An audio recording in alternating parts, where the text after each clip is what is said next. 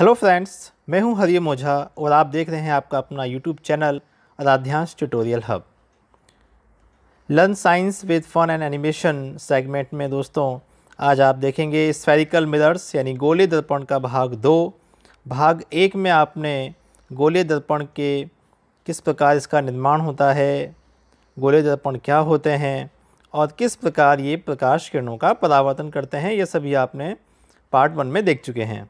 आज हम पार्ट 2 में देखेंगे कि गोलीय दर्पण किस प्रकार प्रतिबिंब का निर्माण करते हैं। तो चलिए दोस्तों शुरू करते हैं। सबसे पहले हम देखते हैं कि अवतल दर्पण प्रतिबिंब का निर्माण कैसे करता है, यानी image formation by concave mirror. दोस्तों हम एक अवतल दर्पण ले लेते हैं और इस अवतल दर्पण में हमने मुख्य अक्ष, वक्रता केंद्र C, फोकस F और ध्रुव O को हमने इसमें दर्शा दिया है।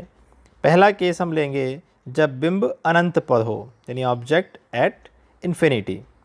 दोस्तों यहाँ पर जो हमने बिंब को अनंत पर लिया है, तो अनंत से आप ये मत समझें कि बिल्कुल ही कोई ऐसी दूरी है जो कि जिसको मापना नामुमकिन है, तो ऐसा कुछ नहीं है। यहाँ अनंत से सिंपली मतलब ये है कि डिस्टेंट ऑब्जेक्ट है, यानी कि ऐसी दूरी पर ऑब्जेक्ट है, ऐसी दूरी पर कोई बिंब है, कोई वस्तु है जहाँ से प्रकाश किरणें लगभग समांतर आ रही हैं। बस इतना सा ही है अनंत का मतलब। तो यहाँ पर हमने अनंत से आने वाली प्रकाश किरणें ली हैं जो कि समांतर हैं। तो यहाँ पर वाइट और येलो कलर में जो आपको रेज दिख रही हैं, ये समांतर किरणें हैं जो कि बिंब से आ रही हैं। और दोस्तों यहाँ हम जो प्रतिबिंब का निर्माण देखेंगे, तो अवतल या उत्तल कोई सा भी केस हो, सभी में कम से कम 2 प्रकाश किरणें हमें चाहिए, तभी हम प्रतिबिंब का निर्माण कर पाएंगे। जब ये दोनों प्रकाश किरणें परावर्तन के पश्चात एक दूसरे को काटती हैं, जहाँ इंटरसेक्ट करती हैं, वहाँ प्रतिबिंब का निर्माण होता है। तो यहाँ पर हमने 2 प्रकाश किरणें ली हैं जो कि समानांतर हैं और ये मुख्य अक्ष के भी समांतर हैं। तो दोस्तों परावर्तन के पश्चात ये फोकस से गुजरेंगी, यानी जो प्रतिबिंब है, जो बिंब का प्रतिबिंब बनेगा, जो इमेज बनेगी, वो फोकस पर बनेगी। और इस प्रकार जो प्रतिबिंब बनेगा ये वास्तविक होगा, उल्टा होगा और वस्तु से बहुत छोटा होगा। तो आप देख भी सकते हैं फोकस पर ये जो प्रतिबिंब बना है बहुत छोटा है, उल्टा होगा, वास्तविक है क्योंकि दर्पण के सामने ही बन रहा है। दोस्तों यहाँ पर हम एक दूसरा कंडीशन भी देख लेते हैं, एक और कंडीशन ऐसी देख लेते हैं कि जब प्रकाश किरणें समानांतर तो हैं लेकिन ये मुख्य अक्ष के समांतर नहीं हैं। देखें आप, जैसे ये 2 किरणें हमने ली हैं जो कि समानांतर हैं, यानी कि ये जो बिंब है वो अनंत पर है, वहाँ से प्रकाश किरणें आ रही हैं। इनमें से एक किरण ध्रुव पर आपतित हो रही है और दूसरी जो प्रकाश किरण है वो फोकस से गुजर रही है। परावर्तन के पश्चात ये दोनों किरणें एक दूसरे को फोकस पर कट करती हैं, यानी जो प्रतिबिंब है वो फोकस पर बनता है। तो यहाँ भी आप देखें कि जो प्रतिबिंब है ये वास्तविक है, उल्टा है, फोकस पर ही बन रहा है और वस्तु से ये बहुत छोटा है, क्योंकि जो बिंब है वो अनंत पर है और वो इस प्रतिबिंब से काफ़ी बड़ा है, बहुत बड़ा है इससे। तो ये अनंत पर आप देखें कि जब वस्तु अनंत पर है तो प्रतिबिंब फोकस पर बनता है। अगला केस देखते हैं हम दोस्तों। इस बार हम बिंब को अनंत से थोड़ा दर्पण के करीब लाएंगे, यानी अनंत और C जो वक्रता केंद्र है, सेंटर ऑफ कर्वेचर, इन दोनों के मध्य रखेंगे, यानी C से थोड़ा दूर रहेगा ये बिंब। तो यहाँ पर हमने बिंब को रख दिया है और इस बिंब से 2 प्रकाश किरणें हमने ली हैं, एक मुख्य अक्ष के समांतर है और एक फोकस से गुजर रही है। परावर्तन के पश्चात ये दोनों प्रकाश किरणें एक दूसरे को इंटरसेक्ट करती हैं और प्रतिबिंब हमें C और F यानी सेंटर ऑफ कर्वेचर जो वक्रता केंद्र है और फोकस है, दोनों के मध्य में हमें प्रतिबिंब प्राप्त होगा। ये प्रतिबिंब आप दोस्तों आप देख सकते हैं कि प्रतिबिंब उल्टा है, वास्तविक है और वस्तु से छोटा है। तो इस प्रकार आप आरेख खींचकर जो प्रतिबिंब है उसकी स्थिति, उसके आकार को ज्ञात कर सकते हैं। दोस्तों अगला केस देखते हैं। देखिए दोस्तों, हम जो बिंब है उसको अनंत से धीरे धीरे दर्पण की ओर लाते जा रहे हैं, दर्पण के नज़दीक लाते जा रहे हैं। पहले हम सी और अनंत के बीच लेके आए थे और अब हम जो बिंब है उसको वक्रता केंद्र पर रखेंगे, यानी कि बिंब जो है धीरे धीरे दर्पण के नज़दीक आता जा रहा है और उसके अनुसार हम देखते हैं कि प्रतिबिंब हमें कैसा प्राप्त हो रहा है। तो सी पर हम बिंब को रख देते हैं और इस बिंब से जो प्रकाश किरणें हैं, 2 प्रकाश किरणें हमने गुजारी हैं और इन 2 प्रकाश किरणों के परावर्तन के पश्चात जो हमें प्रतिबिंब प्राप्त होगा दोस्तों, वो सी पर ही प्राप्त हो रहा है। आप देख सकते हैं जो प्रतिबिंब है, यानी कि जब ऑब्जेक्ट सी पर है, सेंटर ऑफ कर्वेचर पर है, वक्रता केंद्र पर है, तो प्रतिबिंब भी वक्रता केंद्र पर ही प्राप्त होगा। बस अंतर इतना है कि ये जो प्रतिबिंब है ये उल्टा होगा, वास्तविक होगा और वस्तु के समान आकार का होगा। तो दोस्तों एक विशेष परिस्थिति है ये, जब बिंब सी पर होता है, वक्रता केंद्र पर होता है, तो प्रतिबिंब भी सी पर ही प्राप्त होता है, वस्तु के बराबर होता है, वास्तविक होता है और ये उल्टा होता है। नेक्स्ट केस को डिस्कस कर लेते दोस्तों हम अवतल दर्पण के लिए, और इस बार हम वक्रता केंद्र सी और फोकस के बीच में बिंब को लेकर आ रहे हैं और इस बिंब से जो प्रकाश किरणें गुजर रही हैं वो मुख्य अक्ष के समांतर और फोकस से गुजर रही है और परावर्तन के पश्चात ये जो प्रकाश किरणें हैं एक दूसरे को इंटरसेक्ट करती हैं, काटती हैं। कहाँ काट रही हैं दोस्तों, आप खुद देख सकते हैं, ये सी से दूर, यानी जो वक्रता केंद्र है उससे दूर काटती हैं। प्रतिबिंब यहाँ से प्राप्त होगा, यानी कि अवे फ्रॉम सी, वक्रता केंद्र से दूर प्रतिबिंब प्राप्त होगा, वास्तविक होगा, उल्टा होगा और वस्तु से ये बड़ा होगा।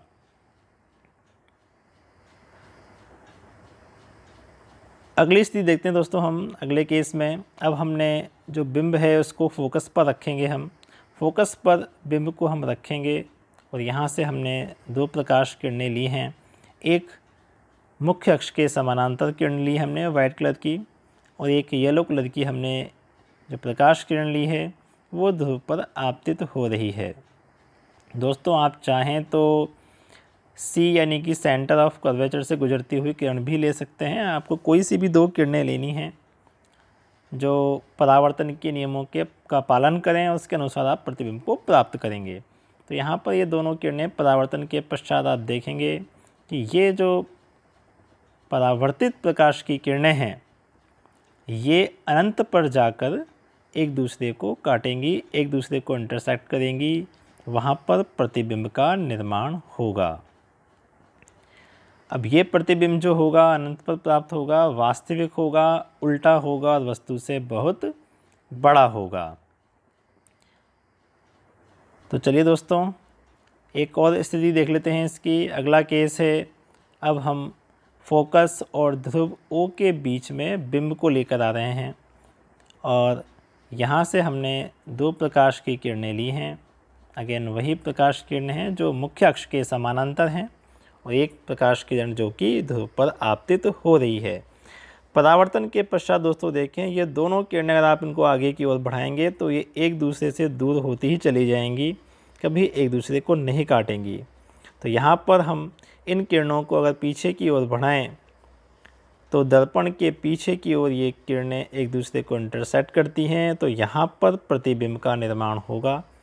ये प्रतिबिंब जो होगा बिंब से यानी जो ऑब्जेक्ट है उससे बड़ा होगा, सीधा होगा और ये आभासी होगा। तो दोस्तों इस प्रकार आप देखें कि अवतल दर्पण में अभी तक हमने जो भी केसेस देखे सभी में प्रतिबिंब उल्टा और वास्तविक मिल रहा था, लेकिन ये एक अकेला एक ऐसा केस है जब हम फोकस और ध्रुव के बीच में बिंब को लेकर आ जाते हैं तो हमें प्रतिबिंब आभासी और सीधा मिलता है। दर्पण के पीछे है इसलिए इसको हम आभासी कहेंगे, क्योंकि डॉटेड लाइन के रूप में इसको हम शो कर रहे हैं, एज्यूम कर रहे हैं। तो दोस्तों एक स्पेशल केस है, इसको आप याद रखें। इसके बाद हम देखते हैं कि अवतल दर्पण के द्वारा जो प्रतिबिंब का निर्माण हो रहा है। यहाँ पर हमने दोस्तों देखा कई सारी जो केसेस थे कि कहाँ कहाँ पर हमने जब बिंब को रखा तो प्रतिबिंब कहाँ बना। तो इसी पर मैंने एक ट्रिक के रूप में आपको बताना चाहूँगा। दो केसेस में ऐसे लूँगा जो कि आपको इजीली याद हो जाएंगे। तो ट्रिक 1 में हम देखते हैं कि जब हम अनंत पर बिंब को रखते हैं तो प्रतिबिंब हमें फोकस पर प्राप्त होता है। ठीक है दोस्तों, जब अनंत पर वस्तु है, अनंत पर ऑब्जेक्ट है, तो उसकी इमेज बन रही है फोकस पर। और इसी का उल्टा अगर हम कर दें, यानी फोकस पर हम अगर बिंब को रख दें तो प्रतिबिंब हमें अनंत पर प्राप्त होगा। यानी फोकस और अनंत के बीच में आप ये बैठा लें स्थिति। एक ट्रिक हो गई कि जब अनंत पर है वस्तु तो प्रतिबिंब बन रहा है फोकस पर, और अगर फोकस पर वस्तु है, बिंब है, तो प्रतिबिंब अनंत पर प्राप्त होगा। और सी के लिए मैंने आपको पहले बता दिया है कि अगर सी पर वस्तु रखी हुई है, सी पर बिंब है, तो सी पर ही प्रतिबिंब बनता है।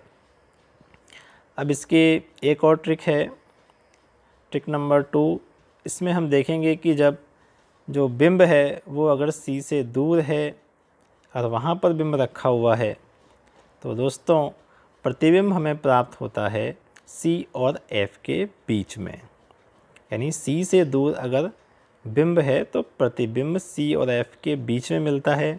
अगर हम बिंब को यानी वस्तु को सी और एफ के बीच में रख देते हैं, ठीक है, तो हम इसको इसके बीच में रख देते हैं, सी और एफ के बीच में, तो दोस्तों अब जो प्रतिबिंब हमें मिलेगा वो सी से दूर मिलेगा। यानी कि ऐसा केस हो गया कि जब सी से दूर बिंब है तो सी और एफ के बीच में प्रतिबिंब बनता है। यदि सी और एफ के बीच में हम बिंब को रखें तब प्रतिबिंब सी से दूर बनता है। दोस्तों आपको इस तरह से याद रखने में आसानी होगी। आगे बढ़ते हैं, हम उत्तल दर्पण के द्वारा प्रतिबिंब निर्माण को देखेंगे कि किस प्रकार से उत्तल दर्पण में प्रतिबिंब का निर्माण होगा, यानी image formation by convex mirror. तो यहाँ पर हमने एक उत्तल दर्पण लिया है। दोस्तों उत्तल दर्पण के लिए हम केवल 2 केसेस ही देख पाएंगे, क्योंकि उत्तल दर्पण में जो फोकस है, सेंटर ऑफ कर्वेचर है, तो ये दोनों ही दर्पण के पीछे की ओर हैं। तो हमें वो जो स्थितियां हैं कि हम फोकस या फोकस और वक्रता केंद्र के मध्य या वक्रता केंद्र से परे, इससे दूर, ऐसी कोई स्थिति नहीं देख पाएंगे। केवल 2 ही स्थितियां हमें मिलेंगी, 2 ही केसेस हमें मिलेंगे। एक तो अनंत पर, यानी जब बिंब अनंत पर हो, तो जब अनंत से प्रकाश किरणें इस तरह से आएंगी तो ये परावर्तन के पश्चात इस प्रकार से परावर्तित होंगी, अपसारित होंगी, और इनको हम अगर पीछे की ओर बढ़ाएंगे तो इस प्रकार से हमें फोकस पर प्रतिबिंब प्राप्त होगा। दोस्तों हमने डॉटेड लाइन के रूप में जो है प्रतिबिंब को प्राप्त किया है, दर्पण के पीछे की ओर प्राप्त किया है, इसलिए ये जो प्रतिबिंब होगा ये आभासी होगा, सीधा होगा, और जो बिंब है उससे बहुत छोटा होगा, बिल्कुल पॉइंट लाइक स्मॉल होगा, बिल्कुल बिंदुवत होगा ये। इसकी दूसरा जो केस है दोस्तों उत्तल दर्पण के लिए, वो होगा अनंत तथा ध्रुव के बीच किसी भी दूरी पर। तो एक तो जो केस था वो था अनंत पर, और दूसरा केस बनेगा इसमें दोस्तों कि अनंत और जो ध्रुव है वो इसके बीच में किसी भी दूरी पर। ये 2 ही केसेस हैं, इसके अलावा कोई और केस नहीं होगा इसमें। तो उसको भी देख लेते हैं दोस्तों। हमने एक बिंब लिया है और इस बिंब से हमने 2 प्रकाश किरणें ली हैं। एक प्रकाश किरण जो वाइट कलर की आप देखें ये मुख्य अक्ष के समांतर जा रही है, और जो दूसरी प्रकाश किरण है येलो कलर की, ये फोकस पर आपतित हो रही है, यानी फोकस की ओर जा रही है। तो जो मुख्य अक्ष के समांतर है वो परावर्तन के पश्चात मुख्य, यानी जो फोकस है इसका मुख्य फोकस है, जो फोकस है दोस्तों उससे ये गुजरती हुई प्रतीत होगी, और जो मुख्य फोकस की ओर जा रही है वो मुख्य अक्ष के समांतर, यानी आप देखें कुछ इस तरह से ये किरणें परावर्तित होंगी। तो ये भी आगे जाकर कहीं नहीं मिलेंगी, इनको बैक साइड में हमें लाना पड़ेगा, और इस प्रकार से फोकस और ध्रुव के बीच में, यानी दर्पण के पीछे फोकस और ध्रुव के बीच में ही प्रतिबिंब का निर्माण होगा। ये प्रतिबिंब आभासी होगा, सीधा होगा और वस्तु से छोटा होगा। दोस्तों यहाँ पर जो बिंब है इसे अगर आप ध्रुव के नज़दीक लाते जाएंगे, यानी दर्पण के नज़दीक लाते जाएंगे, तो जो प्रतिबिंब है उसका आकार थोड़ा बड़ा होता जाएगा, केवल इतना सा डिफरेंस रहेगा। लेकिन आकार तो बड़ा होगा, लेकिन बिंब से बड़ा तब भी नहीं होगा, बिंब से तो सदैव ये छोटा ही रहेगा। बस ये है कि आप नज़दीक लाते जाएंगे ध्रुव के, थोड़ा इसका आकार प्रतिबिंब का आकार बढ़ता चला जाएगा। तो दोस्तों आज हमने अवतल और उत्तल दर्पण के द्वारा प्रतिबिंब निर्माण के विभिन्न जो केसेस थे, जो परिस्थितियाँ थी, उनको देखा। उम्मीद है आपको आज का ये वीडियो है जो समझ में आया होगा, अच्छा लगा होगा आपको। जो एनिमेशन के थ्रू आपको बताया जा रहा है आपके समझ में आ रहा होगा। तो आज के लिए आपका जो मोटिवेशनल मंत्र है मेरा वो यही है कि जो अपने कदमों की काबिलियत पर विश्वास रखते हैं दोस्तों, वही अक्सर मंजिल पर पहुंचते हैं। तो अपने ऊपर विश्वास रखिए, अपनी काबिलियत पर विश्वास रखिए कि आप जो कर रहे हैं विश्वास के साथ करें और आपको अपनी मंजिल ज़रूर मिलेगी। दोस्तों देखते रहिए आराध्यांश ट्यूटोरियल हब।